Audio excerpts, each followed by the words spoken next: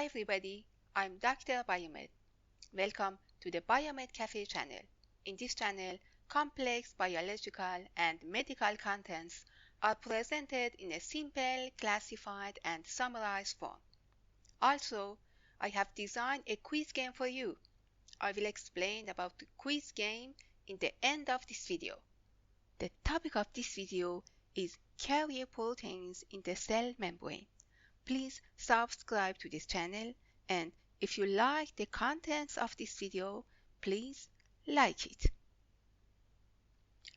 Carrier proteins. They carry substances from one side of a biological membrane to the other. They are located in a cell membrane and in the membranes of internal organelles such as the mitochondria, chloroplasts, and nucleolus. Some carrier proteins require no energy sources, making them a form of passive transport. Others, or pumps, may require energy in the form of ATP or may perform secondary active transport.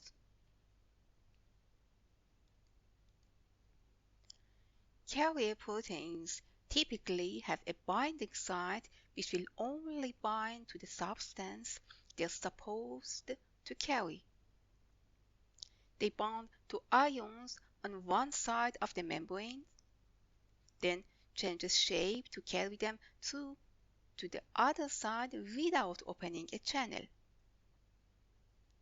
They have a role in creating ion gradients which allow nerve cells to function, in creating ion gradients which allow the mitochondria to function, in creating ion gradients which allow chloroplasts to function in photosynthesis, and in transporting large molecules such as sugars and fats in and out of cells. I want to compare carrier proteins with channel proteins. I recommend you to watch one of my videos. Its name is Channel Proteins in the Cell Membrane. Okay, there are some differences between carrier proteins and channel proteins. 1. Some of carrier proteins use cellular energy and some of them don't use. But channel proteins does not use cellular energy. 2. Carrier proteins have binding sites, but channel proteins haven't binding sites. 3. Carrier proteins move from an area of low concentration to a high concentration and other way around, but channel proteins move from an area of high concentration to a low concentration. 4. Carrier proteins can be used for passive transport and active transport, but channel proteins can be used only for passive transport. 5. After binding to substrate, carrier proteins change shape to carry them to the other side of membrane, but channel proteins are a passageway for substrates and do not change their shape. Carrier proteins are more selective to molecules that they transport, but channel proteins are less selective to the molecule that they transport. Carrier proteins can be divided into two subgroups: passive transport carrier proteins and active transport carrier proteins. Passive transport carrier proteins. They are driven by a concentration gradient. They transport molecules from an area of high concentration to an area of low concentration. One example of passive transport carrier proteins is valinomycin carrier protein. is a mobile ionophore carrier and is located in the cell membranes of Strep bacteria. It moves the potassium ion out of the cell. As you see, at first, the potassium ion sits in its binding site in valinomycin. Then, valinomycin, as a mobile ionophore carrier, moves across the cell membrane and exports the potassium ion out of the cell. Active transport carrier proteins. They are driven by an energy. They transport molecules from an area of low concentration to an area of high concentration. Depending on the energy source, they can be divided into three subgroups: ATP-driven carrier proteins, electrochemical potential-driven carrier proteins, and light-driven carrier proteins. ATP-driven carrier proteins. Another name of ATP-driven carrier proteins is primary active transporter. They require ATP coupling to move molecules. One example of ATP-driven carrier proteins is sodium-potassium pump. It's located in the cell membrane of animal cells. Sodium-potassium pump actively moves 3 sodium ions from the inside of a cell, then replaces them with 2 potassium ions from the outside for each ATP molecule it uses. ATP-driven carrier proteins, or primary active transporters, can be divided into 4 subgroups: P-type ATPase, F-type ATPase, V-type ATPase, and ABC transporter. P-type ATPase. They are alpha helical bundle primary transporters. They have ability to catalyze autophosphorylation of an aspartate residue with the pump.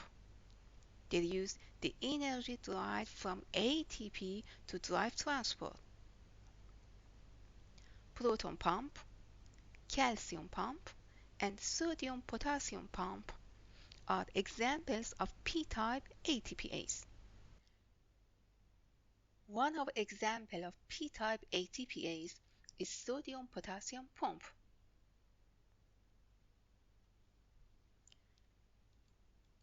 As you see, cytoplasmic sodium binds to the sodium-potassium pump. Then, sodium binding stimulates phosphorylation by ATP. Phosphorylation causes the pump to change its conformation, expelling sodium ions to the outside.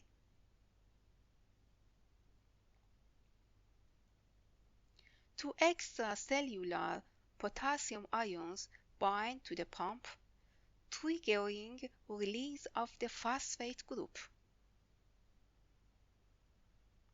Loss of the phosphate restores the pump's original conformation. And finally, 2 potassium ions are released and the cycle repeats. Another example of P-type ATPase is calcium pump. 2 calcium bind to the calcium pump. Then calcium binding stimulates phosphorylation by ATP. Phosphorylation causes the pump to change its conformation, expelling calcium ions to the outside.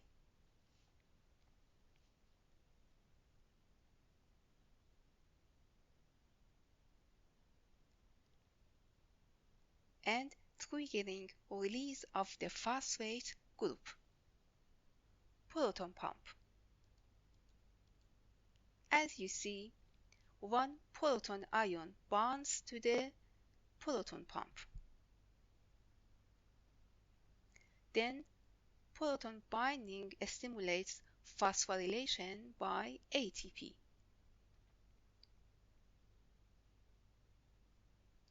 Phosphorylation causes the pump to change its conformation, expelling proton ion to the outside, and triggering release of the phosphate group. F-type ATPase or F-ATPase. It's an ATPase and also ATP synthase. It usually works at ATP synthase instead of ATPase in cellular environments. It's located in bacterial cell membranes, in mitochondrial membranes, and in chloroplast thylakoid membranes. Here you see ATP synthase. It makes ATP from the proton gradient. And here you see ATPase. It uses the energy from ATP hydrolysis for proton transfer. V-type ATPase or vacuolar type ATPase. They are proton pumps that use the energy from ATP hydrolysis to produce a proton gradient. They are located in plasma membranes of eukaryotic cells and in intracellular membranes of eukaryotic cells such as endosomes, lysosomes, and secretory vesicle. You can see a V-type ATPase. After ATP hydrolysis,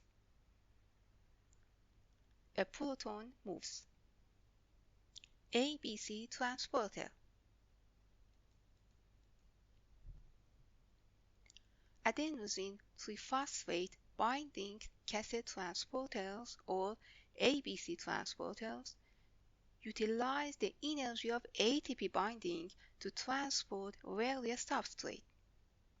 They have two ATP binding domains. They are located in mitochondrial membranes, in chloroplast membranes, and in cell membranes. You can see a ABC transporter. After ATP binding, the substrate binds to the ABC transporter. Then, after ATP hydrolysis, the substrate moves. ABC transporter can be divided into three subgroups: importers, exporters, and non-transporters. The first subgroup is importers. Eukaryotes do not have them.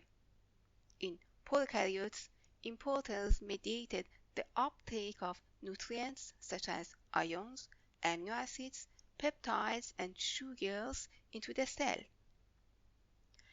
The second subgroup is exporters. They are present both in prokaryotes and eukaryotes. They extrude toxins and drugs out of the cell. And the second subgroup is non-transporters. They don't function as transporters and involve in translation and DNA repair processes. Electrochemical potential driving carrier proteins. Another name of it is secondary active transporter or coupled transporter. They are those in which an electrochemical potential gradient fuels their transport activity. They transport two molecules simultaneously across a membrane.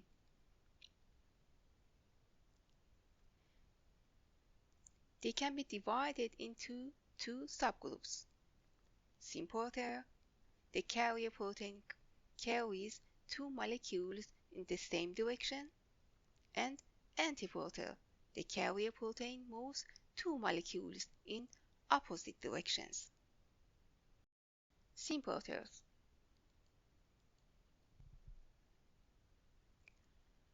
Symport is from the word sym for together and port for transport. Symporters do two movements, first movement and second movement. First movement is the downhill movement of one molecule from high to low concentration, and second movement is the uphill movement of one molecule from low to high concentration. Both molecules are transported in the same direction. One example of symporter is glucose symporter or glucose-sodium cotransporter. It cotransports one glucose or galactose molecule into the cell for every two sodium ions it imports into the cell. They are located in intestine, heart, kidney, and glucose symporter or glucose-sodium cotransporter. You can see a glucose symporter here. Then two sodium ions and one glucose in outside of the cell bind to the glucose symporter. Then glucose symporter changes its conformation, and two sodium ions and one glucose are released. Antiporter. Antiport is from the words anti for opposite and port for transport. Antiporters do two movements, first movement and second movement. First movement is the downhill movement of one molecule from high to low concentration, and second movement is the uphill movement of one molecule from low to high concentration. Molecules are transported in the opposite directions. One example of antiporters is sodium-proton antiporter or sodium-proton exchanger. It transports sodium ion into the cell and proton ion out of the cell. Antiporters are located in the membranes of many cells, especially in kidney. Sodium-proton antiporter or sodium-proton exchanger. As you see, one sodium ion bound to the antiporter. Then antiporter changes its conformation and sodium ions are released.